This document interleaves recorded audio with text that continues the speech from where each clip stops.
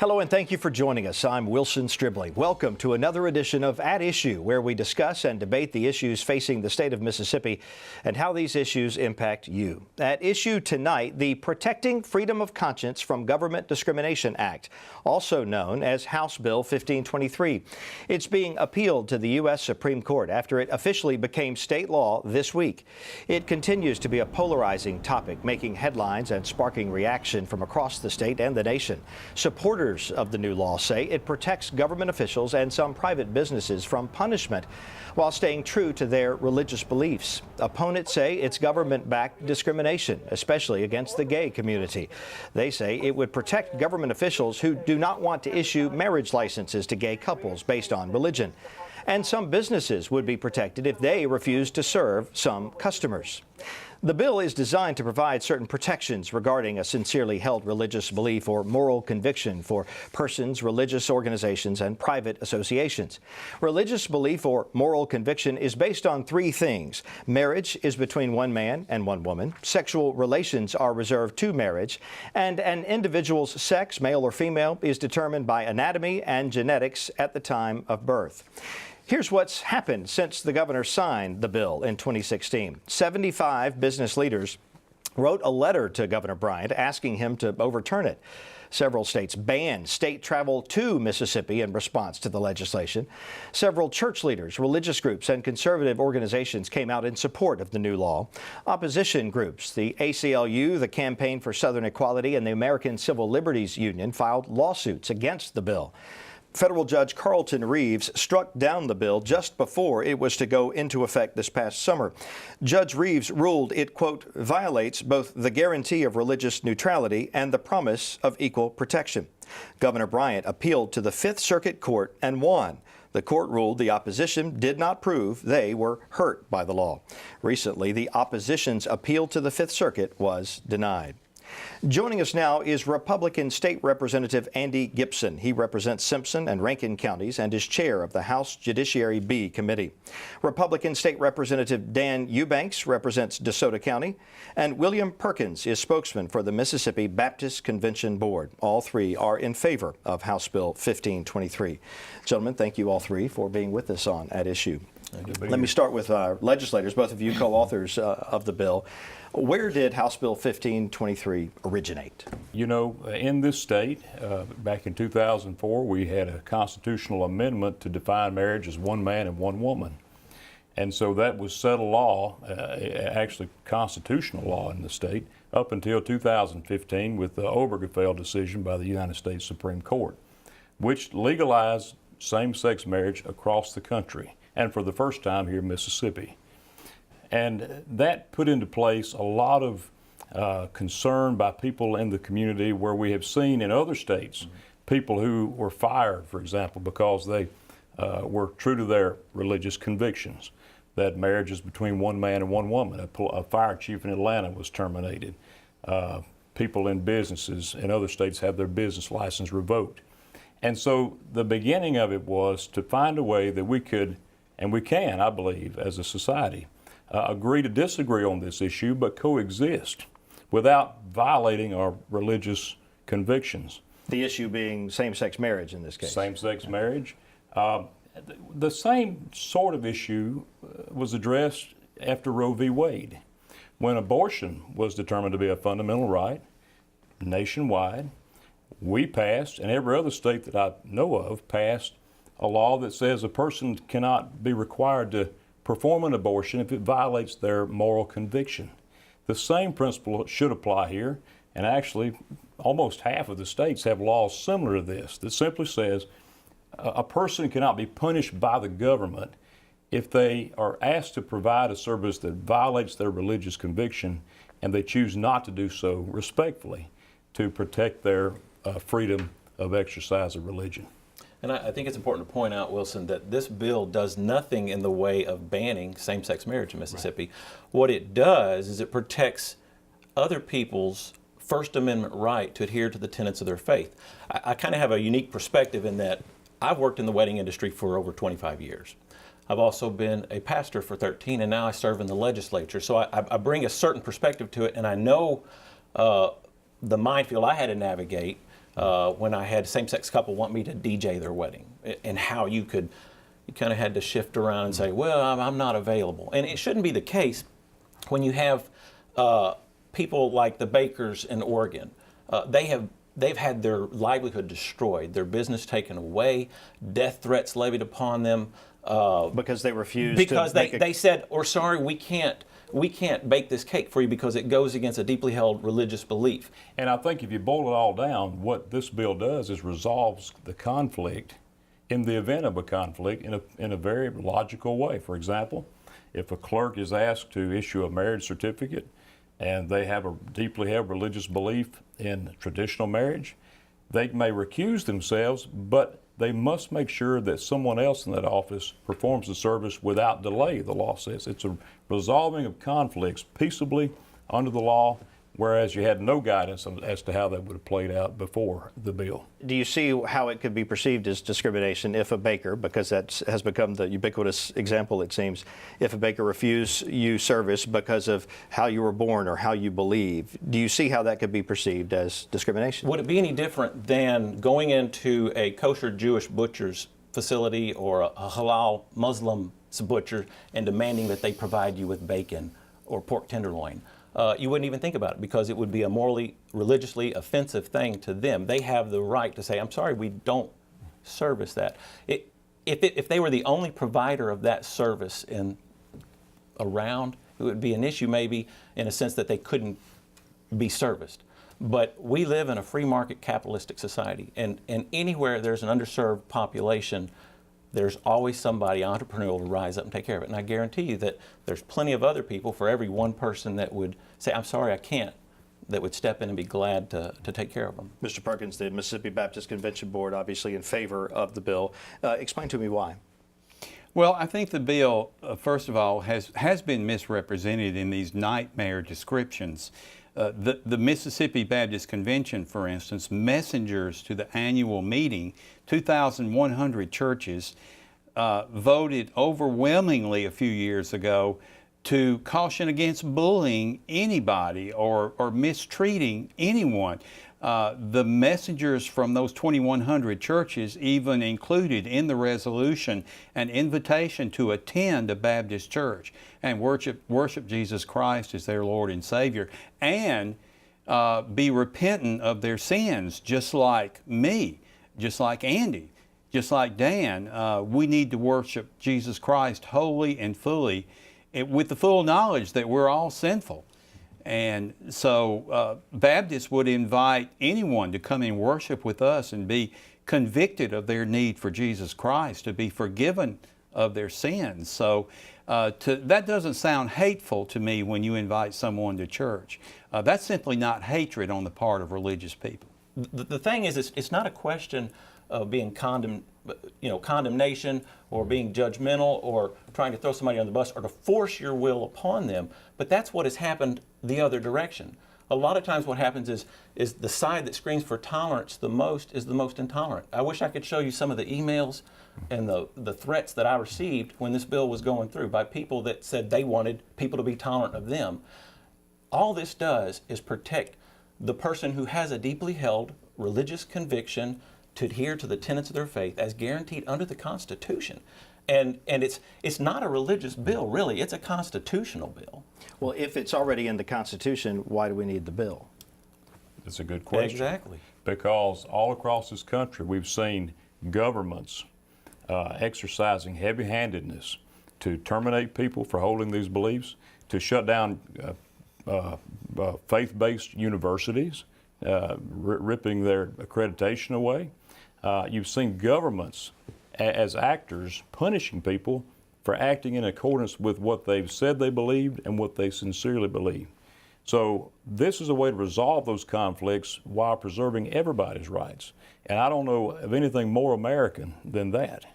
What about these other states who have reacted to the passage of this law in Mississippi by not allowing their government officials to travel to Mississippi anymore, and the potential for more economic sanctions, if you would, with regard to Mississippi? How do you respond to that? I would point out that at least two of the states that ban travel to Mississippi have religious exemption statutes in their own state. They were states that legalized same-sex marriage before 2015, and as part of their law, they created religious exemptions very similar to what we have.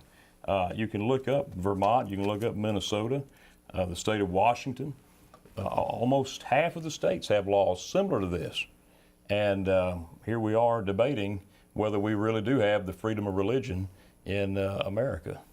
Both sides feel like they're being persecuted, and is one side's feelings more important than the others? Well, I think, to me, it seems like sending a person to jail for something like not baking a cake is pretty oppressive to me.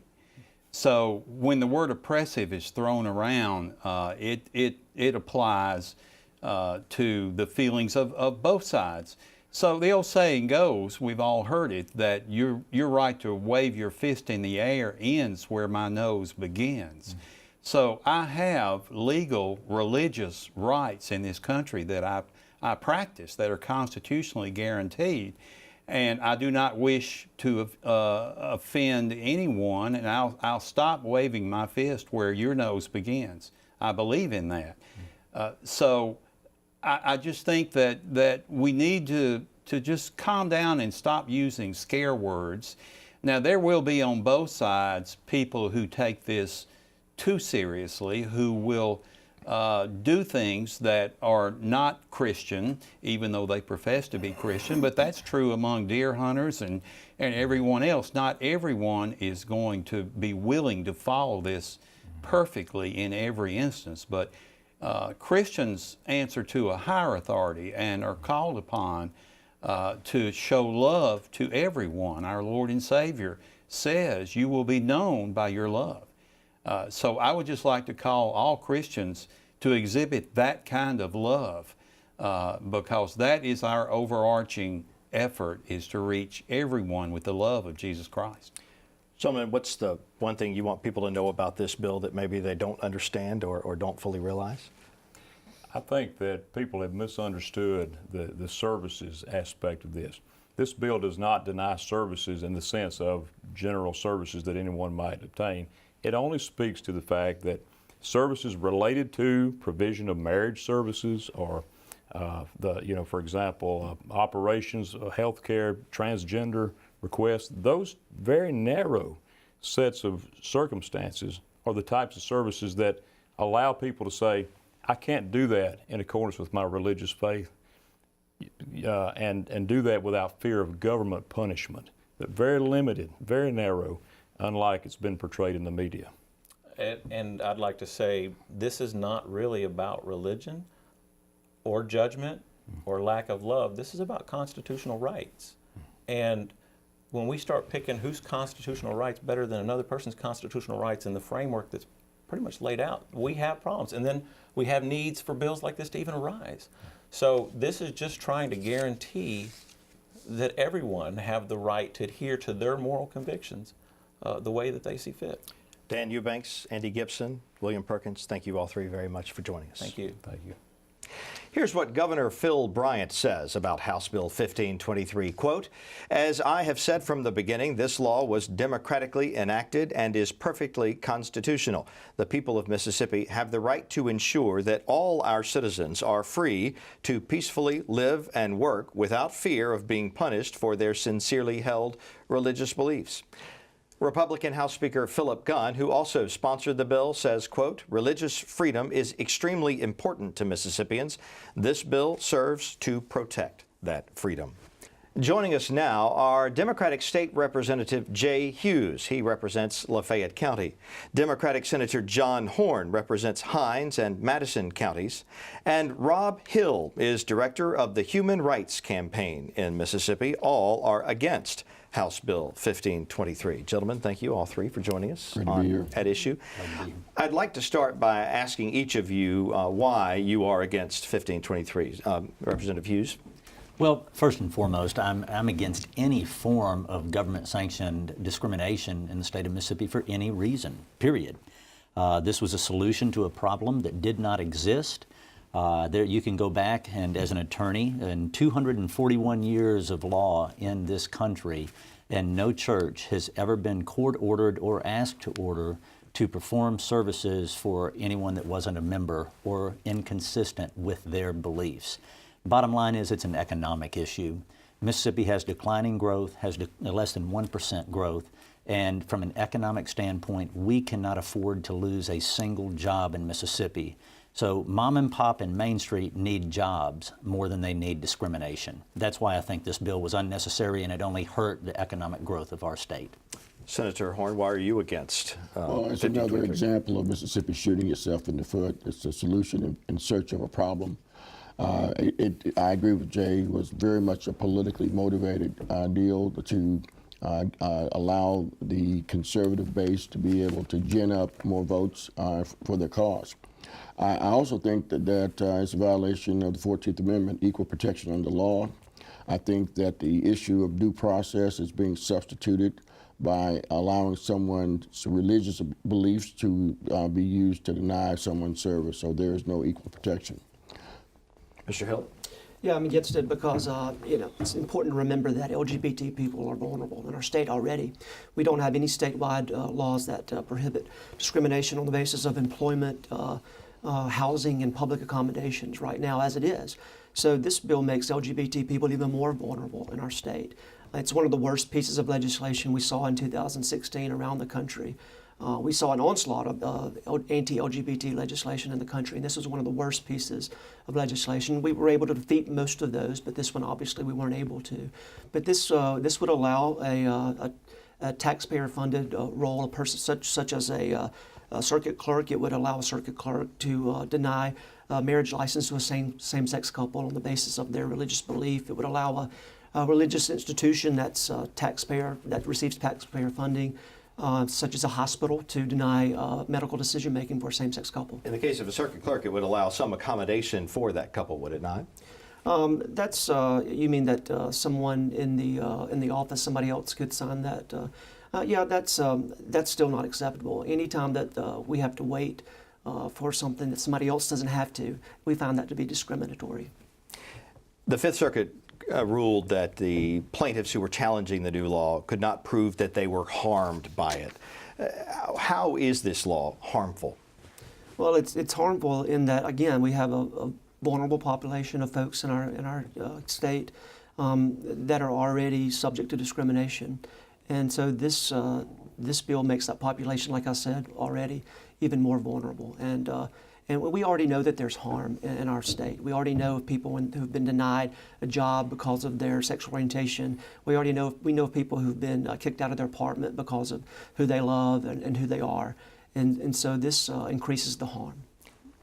I think that the irony is not lost on me that Governor Bryant correctly said that Mississippians should be able to live without fear or live in fear of their own freedoms in their personal life, when everything in this bill does the exact opposite. It creates an environment of fear for those who have a different lifestyle than might be accepted by others, or those who not just have a lifestyle, but those whose personal, the way they are, and who they love, can dictate whether or not they get the government services that they're paying the taxes on as well.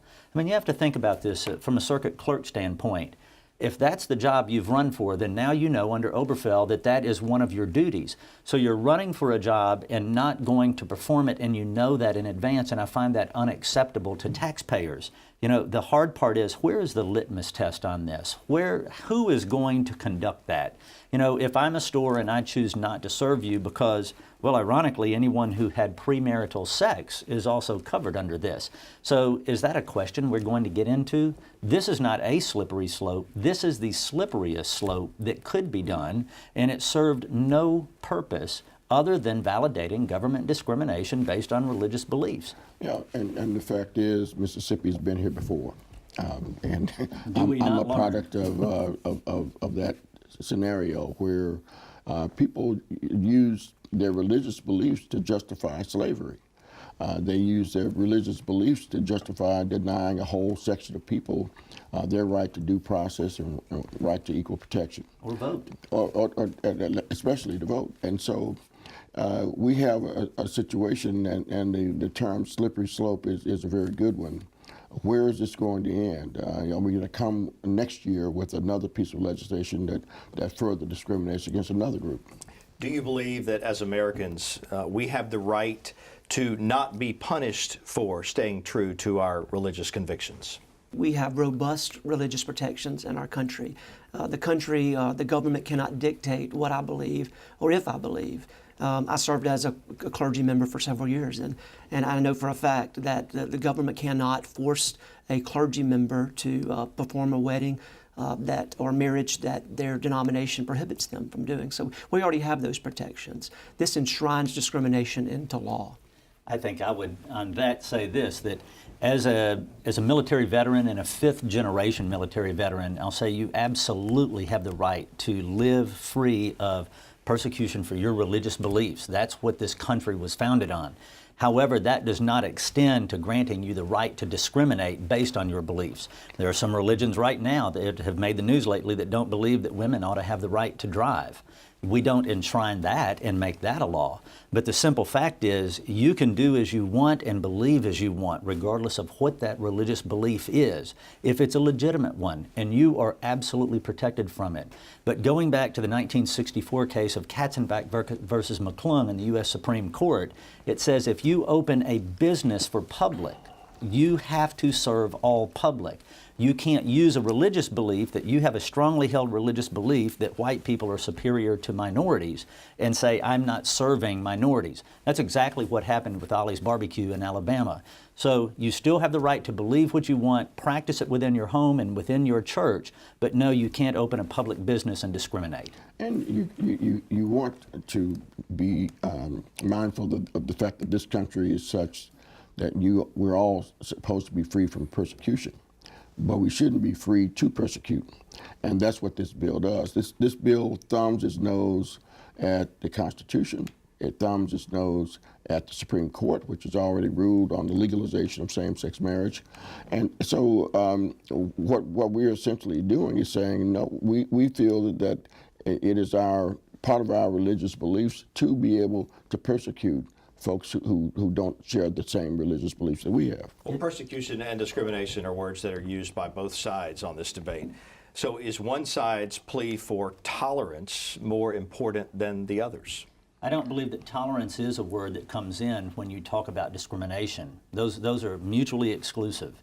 That is, if you are serving in an elected capacity, your job is to follow the laws of the United States and the Constitution. The U.S. Supreme Court has interpreted and said what that law is. This law says, but. It's an asterisk. It says, well, exactly. You don't have to honor the laws. And that is not tolerance. That is breaking the law. It's discrimination. It's another example of conservatives wanting to push states' rights over what the federal government says.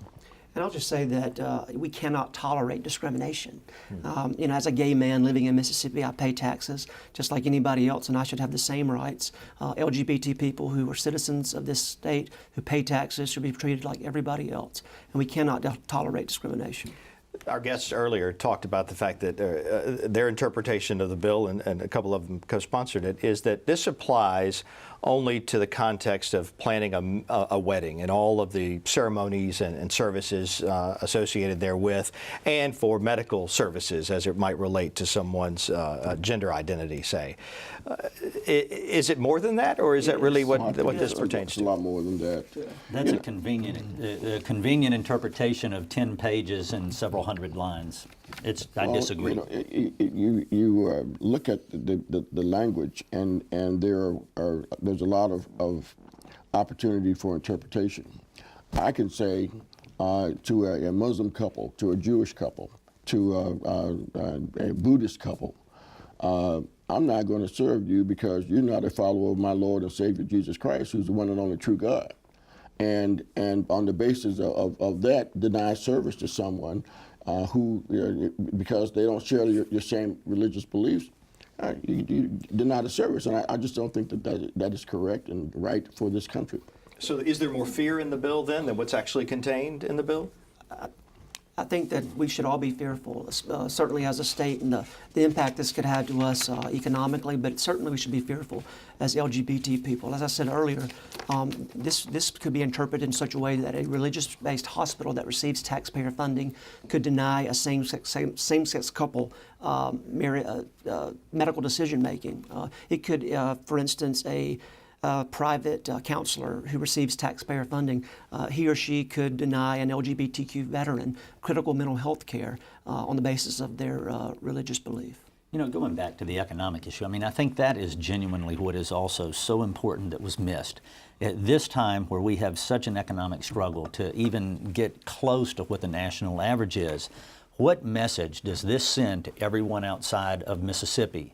That one, we're the hospitality state, or two, we're the hostility state. Because it says everyone's welcome, kinda. Because it's saying we're not welcoming those other people, those other industries. We've identified an entire section that we're going to lawfully allow people to discriminate against. And quite frankly, we don't even know how many businesses that may have looked at us won't even look, and we'll never know that. We'll never know that. You know, our economic development leaders say, oh, well, we don't hear much in the way of complaints from people.